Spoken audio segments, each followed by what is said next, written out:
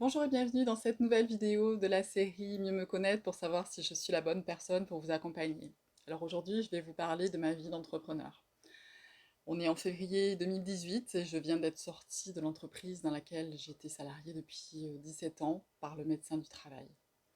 Alors il aurait fallu que je prenne un petit peu de temps pour me remettre de tout ça, mais moi j'ai considéré que j'avais pas le temps et que il fallait que j'avance, il fallait que vite je trouve autre chose à faire et que je puisse tourner la page. Le problème, c'est que je ne savais pas quoi faire. Par contre, la seule chose que je savais, c'était que, vu ce que j'avais traversé, je ne voulais plus jamais être salariée.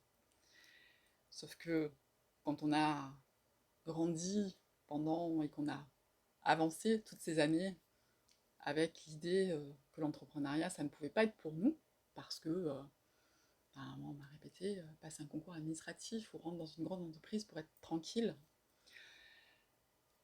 Et que je me suis dit à longueur de temps que j'étais pas capable, que j'avais pas de qualité particulière que je pourrais mettre en avant, que j'avais pas de talent, que j'avais pas de savoir-faire particulier, que j'avais pas d'idées novatrices, que j'étais pas créative.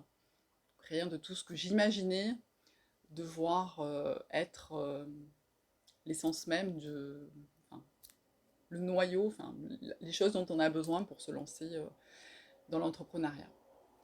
Pour autant, là, je me suis dit, vu les circonstances, t'as pas le choix. Il va falloir que tu trouves quoi faire et quoi faire en tant qu'indépendante.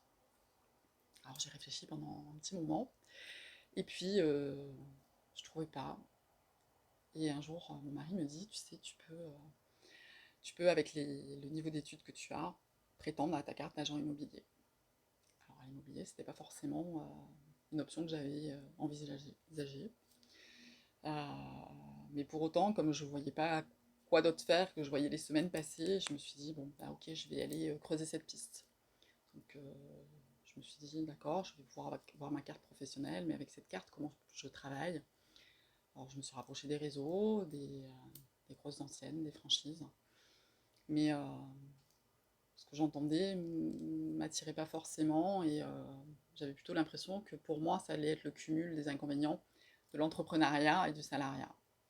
Donc je me suis dit, bon, ok, je veux bien tenter ce métier, mais par contre, comme j'ai la chance de pouvoir avoir cette carte professionnelle, je vais essayer de le faire par moi-même. Alors c'est ce que j'ai fait. Je me suis énormément formée parce que, évidemment, moi qui débarquais de ce métier-là de nulle part, j'avais un énorme syndrome de l'imposteur. Je me sentais pas légitime.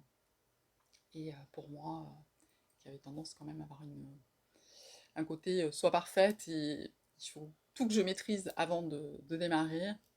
Ben, voilà, je me suis formée. Et puis, j'ai commencé à avancer dans le métier, j'ai trouvé mes premiers clients, fait mes premières ventes. Et puis, les mois passés et je me sentais pas bien, pas à ma place dans ce métier-là. Et puis, je me suis aperçue que la perte de sens revenait me chercher, alors que cette fois-ci, j'étais plus salariée et les choses ne dépendaient pas d'une autre personne ou d'une autre structure, ça dépendait que de moi. Et pourtant, bah, la perte de sens, elle revenait là aussi. Puis un jour, j'étais dans un réseau business à l'époque et il y avait une coach dans ce réseau et on discute ensemble et elle me demande comment je vais, comment se porte mon activité. Et je lui dis, bah, tu sais, je me sens pas à ma place. Il y a des choses qui bloquent, je n'arrive pas à avancer comme je devrais avancer. Je sais exactement ce que je dois faire, mais il y a des choses, je n'arrive pas à les faire. J'ai pas envie de les faire, je suis bloquée. Je dis, il faudrait que je comprenne en fait d'où viennent ces blocages pour pouvoir les dépasser et puis pouvoir avancer.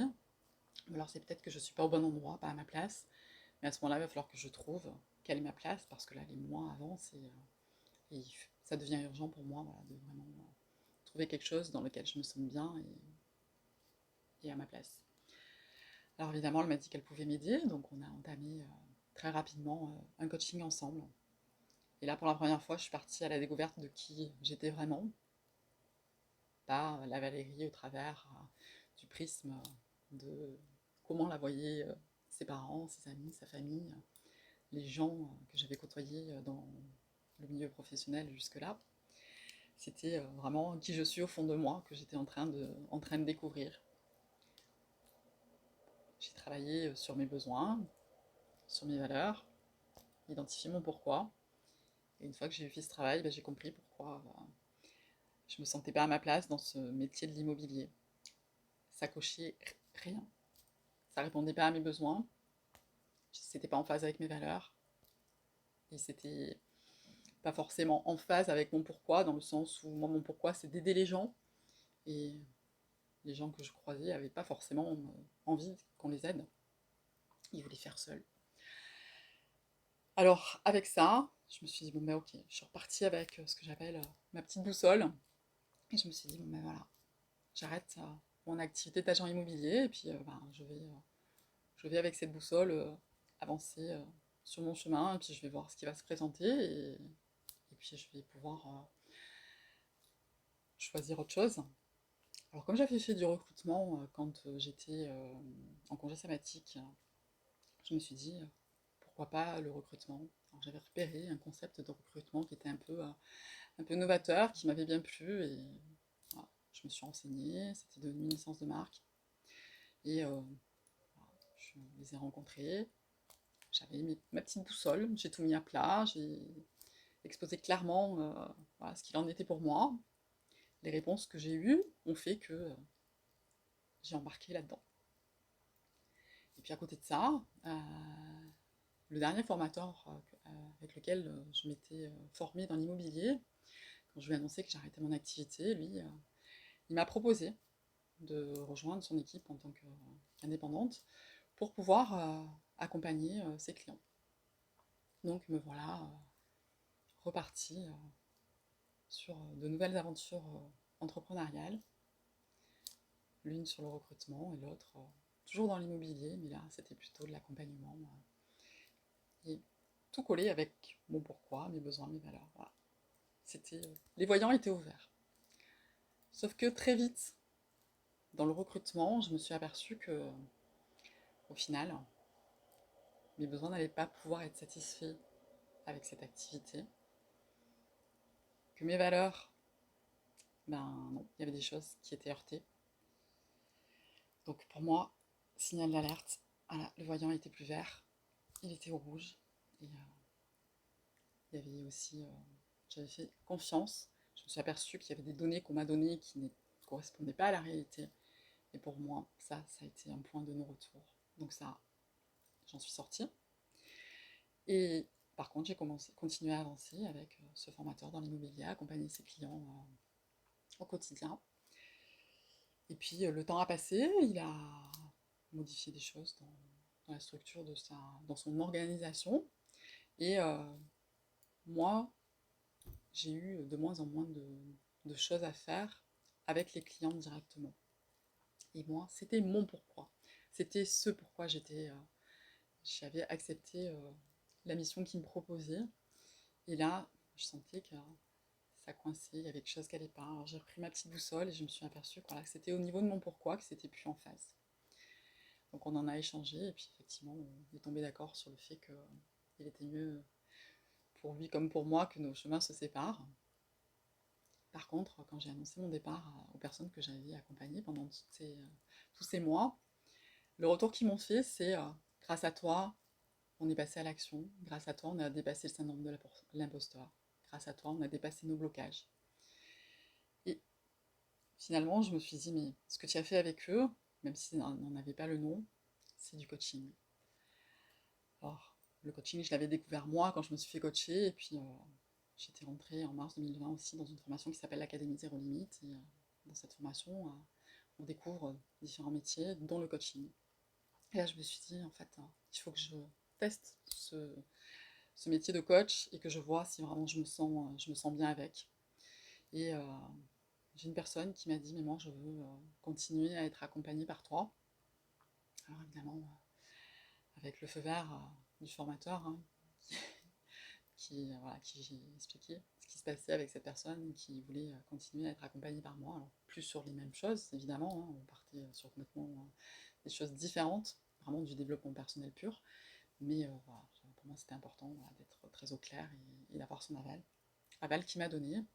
Et puis, on a commencé à avancer toutes les deux, à faire voilà, des séances. Et puis, plus je faisais ces séances, plus je me sentais bien, je me sentais à ma place.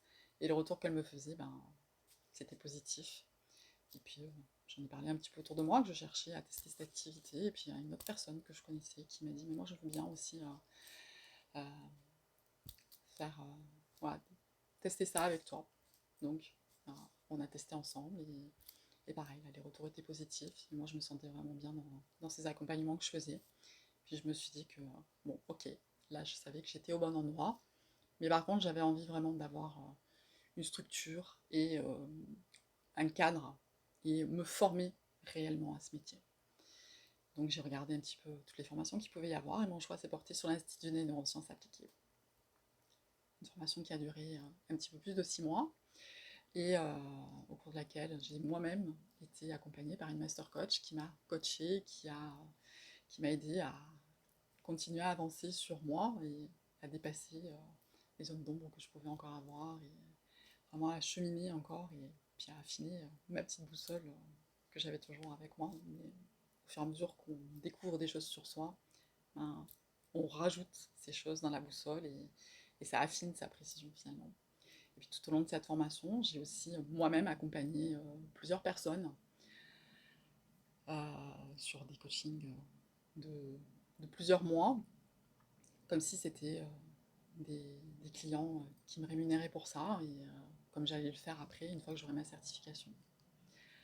J'ai eu ma certification, et puis aujourd'hui, j'accompagne des personnes qui rencontrent l'ennui et la perte de sens dans leur activité professionnelle.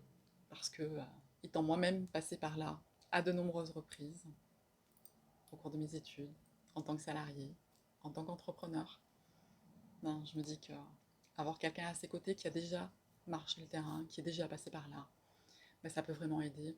Et aujourd'hui, la perte de sens, elle est vraiment au cœur de toutes les problématiques qu'on peut entendre. Dès qu'on discute avec quelqu'un, voilà, la perte de sens, elle est là.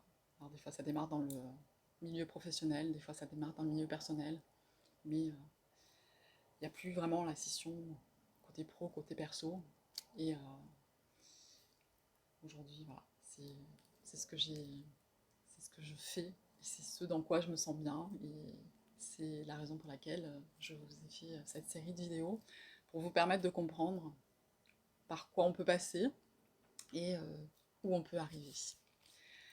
Mon objectif, c'est que vous arriviez à trouver votre place, que vous arriviez à comprendre que vous avez un potentiel, que des compétences vous en aviez, même si on vous a dit que non, ou que vous n'imaginez pas que vous en avez. Mais c'est de pouvoir mettre en évidence tout ça pour que vous puissiez, vous aussi, marcher votre chemin et trouver votre place. Donc n'hésitez pas à venir échanger avec moi si vous avez des questions. N'hésitez pas à partager cette série de vidéos à des gens autour de vous qui peuvent en avoir besoin. Et je vous dis à très bientôt.